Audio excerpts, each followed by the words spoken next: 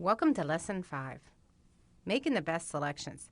This lesson is pretty intense and it has a lot of stuff in it. And what I'm going to do in this little short snippet here is just go over some of the selection techniques, probably not using everything that's in this lesson and maybe a little bit more mixed up, but just to give you an idea of what you might be reading about and the steps you may be taking when you follow this lesson.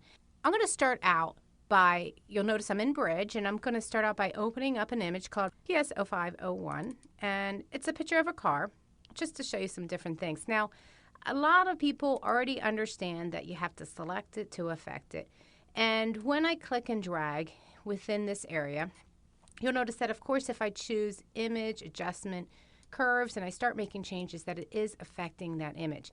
Now, what's kind of nasty about this is that that image is permanently changed in there. You'll see that the background is selected and that change is being made. Whereas, if you are making changes, it's sometimes better to use the Layers panel and do something like this. Made my selection. I choose that I want a new fill or adjustment layer. And in this case, I'll choose Curves. Comes up. I'm going to change my options by holding down the panel menu, and I'm just going to choose Curves Display Options and tell it, I'm feeling like I want to read this like ink. And the reason I'm doing that, press OK, is because I want to be able to play with this curve in a way that makes sense to me. Like, in other words, this is the dark area of my image, and this is the light area of my image. And if I simply want it lighter, I click and drag, and look at that. And the other great thing about this, it's giving me an output, so I know when I'm about a 30% or 20% or wherever I am, because I do have this set on ink instead of the original, which is light option. Now, the other benefit to this is, notice that in my Layers panel that I can turn this off or on. So I've done a non-destructive change using my selection tools. Now, other things that I can do, some really helpful things that I like. First of all, if I choose the elliptical marquee tool, I can hold down my Alt and my Shift key as long as nothing else is selected. And that'll allow me to click and drag from the center. And you'll notice that now I'm making a selection of that tire. And now with that selected, let me click on the background, Control J. Now, Control J on the Windows system or Command J on the Mac OS is simply, hey, take whatever I have selected and jump it to a new layer. And now I have this, and you can't tell a difference just yet, can you? Well, I'm going to take this particular layer, and I'm going to run a filter on that, maybe a blur, motion blur, just make it look like it's zooming a little bit.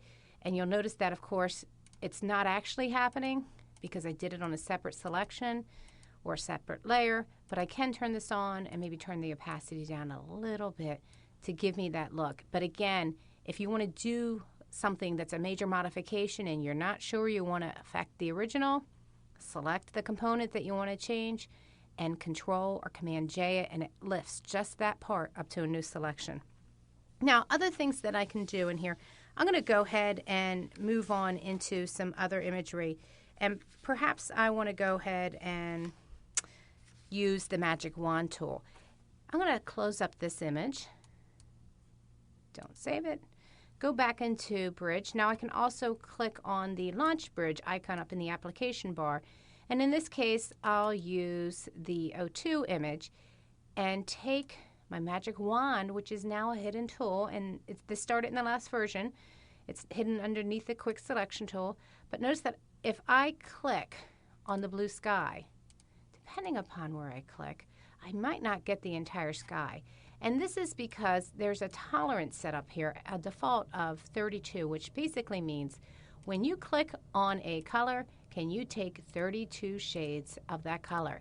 If you want it to take more, increase that amount. Or you can simply click on the color, and if it does miss a color, like here, I'll click up here in the darker area. If I miss an area, I can hold down the Shift key and I can add to that selection. Sometimes it's easier to select an item's background rather than the item itself because this has so many multiple colors in it. But now I could choose Select Inverse, and now the kite is actually selected. And maybe I want to do something simple like take my Move tool, hold down my Alt key, and clone it. So we got lots of kites. But again, what I've done is I've simply used the magic wand to make my selection, and then I inverted it. Moving on. Don't want to save that. I'm going to go back into Bridge. And in this case, I'm going to go ahead and open up O3 image and use the cool handy dandy quick selection tool, and you'll notice I can just kind of paint over what I want selected. Another method I can use. Notice how quick it goes into here, making these selections. If it goes too far, I can hold down my Alt key and delete from it. Or if I want to add, I don't have to do anything as a default. Makes it really easy. What you can also do, if I go through, and I'll do this with my magic wand just so you can see the difference. I'm going to press Control D to deselect. Select the building. Okay, now this didn't do such a great job. And I'm going to hold down the Shift key to add to my selection. Let's say I want to quickly add components that were missed when I used the magic wand. I can also take the lasso tool and understand that no matter what selection tool you use, when you hold the Shift key down, you are always adding to the selection. So if I come over here and I just kind of encompass this whole area, say I want to add that as a selection, you'll see it grabs all of that and adds it. Now I'm going to accidentally go in here. Whoa. I did want this selected. What I can do by doing this, actually don't want that part of the selection. I can hold down my Alt key and come up here and take that out of my selection. And notice I'm drawing the entire area. I'm not just drawing a line up the edge so that I can surround it.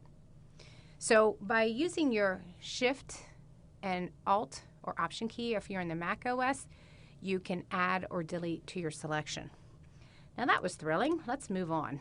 I'm going to choose Bridge again, and maybe we want to take this happy duck here. I'm going to open up both of these images.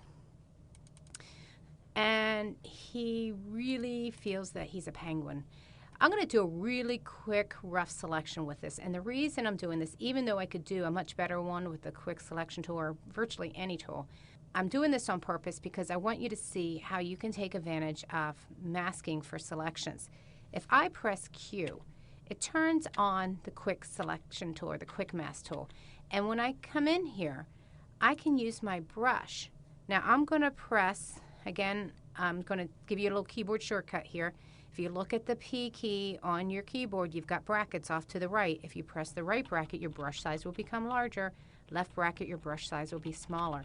But the benefit to this is that I can paint my mask on. And wherever I'm painting the mask, it is not going to be selected. And how I can test this is by pressing Q, and that exits me out of the quick mask mode.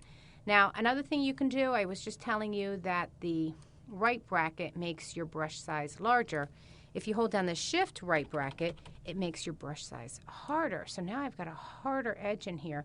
And of course, Shift left bracket would make it softer. So I'm going to make it a little bit smaller in here to get in these areas. I'm not making a perfect selection in any way, shape, or form, but I think you can get an idea of how this works. Now, if you do not have black and white as your default, you may get a gray color when you do this. So if you want to make sure that you have black and white, press D, and that will return you to the black and white colors. Now, if I accidentally go into the duck, I can, of course, press X. You'll notice that switches my black and white. And when I paint with white, I open this area back up. So you can just simply press X, X, X, and paint away until you get what you want. Now, I've got my happy duck. I press Q. I guess we can't tell whether he's happy or not because is he smiling? Who knows? I am going to now choose to float my windows, or actually I'll do this 2 up so that you can see both the windows.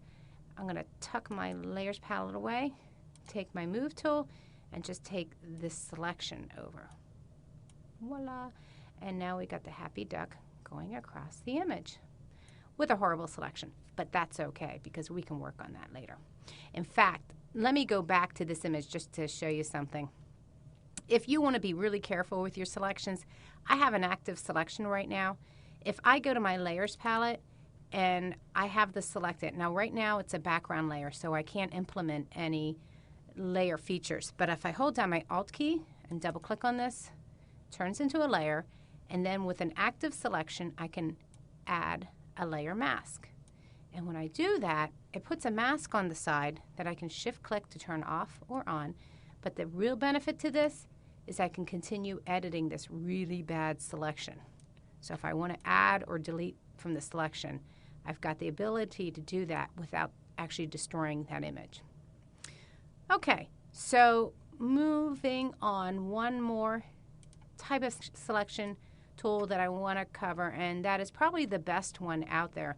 That's the pen tool. And so I'm going to go ahead and maybe I'll open up one of these apples here.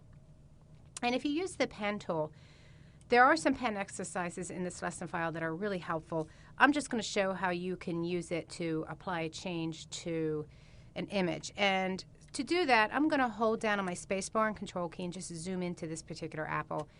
And using my pen tool, first of all, you'll notice that when I am using my pen tool, I am happily following the path of my object. Now, before you do this, you of course want to make sure that you have the path selection turned on up in your options bar. Otherwise, you will be creating a shape. And you'll probably have to delete it and start again. So I'm not doing this. This directional line is following the shape that I'm creating. And if you just relax and you let the directional line follow, you can usually create a pretty accurate path. It's the people who fight the pen tool that usually get the really bad paths. Now, when I close that, you see I got a little odd stuff going on here. So I'm going to do a Control Z. And now when I hold down my Alt key, now it maintains that corner point. Now, doing this, I can add a new fill or an adjustment layer for hue, saturation, and maybe I want to change the color of this. I can just choose, hey, change the hue and choose a color that I want. Maybe desaturate a little bit. But the real benefit to this is that I created this path for the selection with my pen tool. I can turn it off or on, or if I go back to my direct selection tool, I can continue to edit this path. So it gives you a really precise change or selection. So that's how you can easily edit with a path. That's it. So have fun with your selections, and don't forget you have to select it to affect it.